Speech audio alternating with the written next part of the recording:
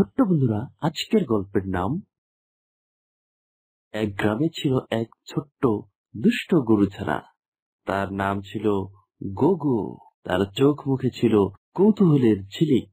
সে সবসময় নতুন কিছু জানতে চাইতো, কিন্তু তার মা সবসময় বলতো, বনে যেও না, ওখানে ভয়ঙ্কর বাঘ থাকে। কিন্তু গোগো কি আর চুপ করে থাকতে পারে? একদিন সে ভাবলো বাঘ দেখতে যাবে। আর সেখান থেকে শুরু হলো এক হাসি, মজা, শিক্ষা ভরা দারুণ এক অভিযানের শুরু। গোগো, তুই এত দুষ্টু কেন? তোর মাথায় কেবল আজব চিন্তা ঘোরে। আরে চিন্তা না করলে জানবো কিভাবে? তোরা তো শুধু খেয়ে শুয়ে থাকিস। আমার মাথায় দারুণ একটি বুদ্ধি আছে। তোর বুদ্ধি দিয়ে কি করবি? নাকি বাঘ দেখতে যাবি? হ্যাঁ, বাঘ দেখতে যাব। তুই তো পুরোই পাগল। বাঘ তোকে এক মুহূর্তেই খেয়ে ফেলবে। বাঘ কি সত্যি এত ভয়ঙ্কর? আমি জানি না।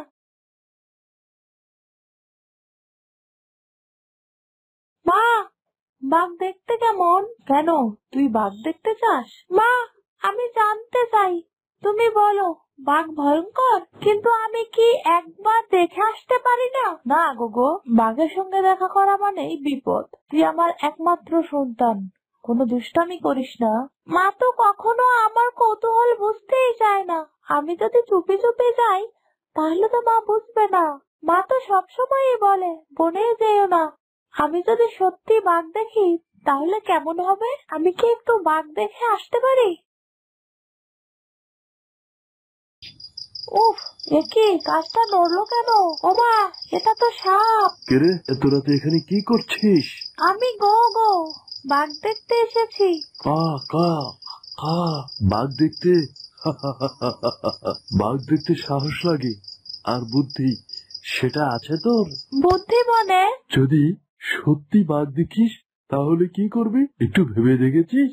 আরে তা তো ভাবিনি। তুমি কি আমাকে সাহায্য করবে?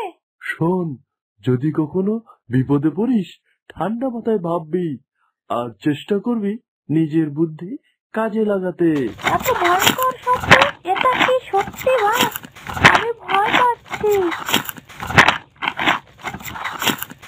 হ্যালো, হ্যালো, কে রে এত রাতে আমার এলাকায়? আমি আমি গোগো, আমি তোমাকে দেখতে এসেছি।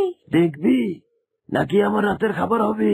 তুমি তো অনেক বড় আর শক্তিশালী, কিন্তু তুমি কি জানো, আমি যদি চেঁচাই তাহলে গ্রাম থেকে সবাই এসে যাবে। তখন তোমার জন্য ভালো হবে না। ও, তুই তো বুদ্ধিমান ছোট্ট গরু। যাও যাও, আজ তোমাকে ছেড়ে দিলাম, তবে আর কখনো এখানে আসবে না।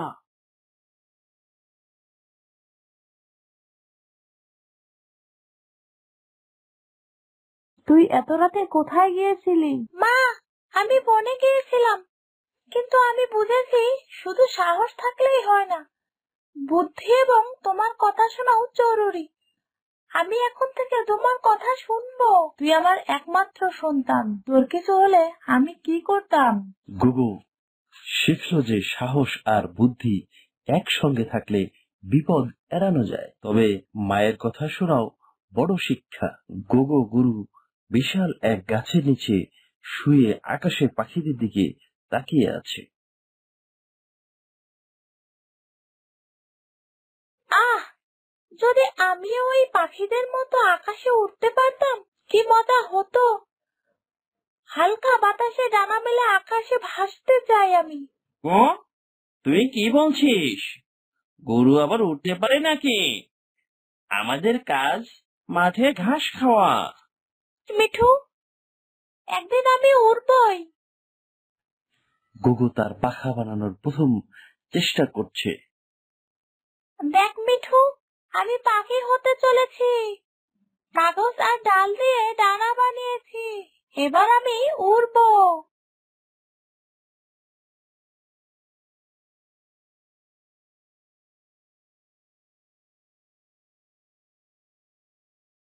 ওগো, সাবধান!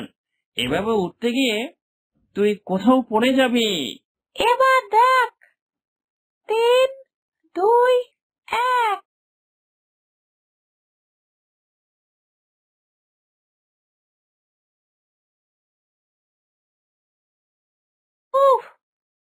মনে হয় আবার চেষ্টা করতে হবে। গুগু ব্যর্থ হয়ে এক পাহাড়ের কাছে বসে আছে। এখানে এক বৃদ্ধ ঈগল আসে আর গুগুকে বলে, এই ছোট্ট গরু, এখানে একা একা বসে কি করছিস? আমি উঠতে চাই, কিন্তু কেউ বিশ্বাস করে না। আমার সব চেষ্টা ব্যর্থ হচ্ছে। গরু হয়ে উঠতে চাস? এটা দারুণ, কিন্তু জানিস উড়ার মানে কেবল ডানা মেলে আকাশে ওড়া নয়, সাহস আর চেষ্টা করাটাই আসল। তাহলে কিভাবে করব? প্রথমে নিজের উপর বিশ্বাস রাখ, তারপর নিজের উপায়ে স্বপ্ন পূরণের চেষ্টা কর। আকাশে উঠতে না পারলেও তুই নিজেকে জয় করবি। গোগো ঈগলের উপদেশ মেনে পাহাড়ে উঠে নিজের স্বপ্ন পূরণের জন্য প্রস্তুতি নিচ্ছে। আমি প্রস্তুত, আমাকে থামানোর কেউ নেই। জোরে দৌড়ায়, বাতাসে তার তৈরি ডানা ভাসতে শুরু করে। যদিও পুরোপুরি উঠতে পারে না, সে অনুভব করে যে সে যেন উঠছে। আমি পারছি, আমি পারছি, আমি উঠছি। পাখিরা এবং মিঠু হাততালি দিয়ে অভিনন্দন জানায়। গোগো, তুই সত্যি অসাধারণ। গোগো মাঠে ফিরে এসে সবাইকে শেখাচ্ছে কিভাবে উঠতে হয়। বন্ধুরা, স্বপ্ন পূরণের জন্য আমাদের সাহস আর ধৈর্যের দরকার। আমাদের মতো করে চেষ্টা করলে আমরাও পাখিদের মতো স্বাধীন হতে পারি। ঠিক ঠিক বলেছে ছোট্ট গরু, স্বপ্নকে ছোট করে দেখো না। ছোট্ট বন্ধুরা, এইরকম সুন্দর সুন্দর ভিডিও পেতে আমাদের চ্যানেলটি সাবস্ক্রাইব করে আমাদের সাথেই থেকো। ধন্যবাদ সম্পূর্ণ ভিডিওটি দেখার জন্য। আল্লাহ হাফেজ।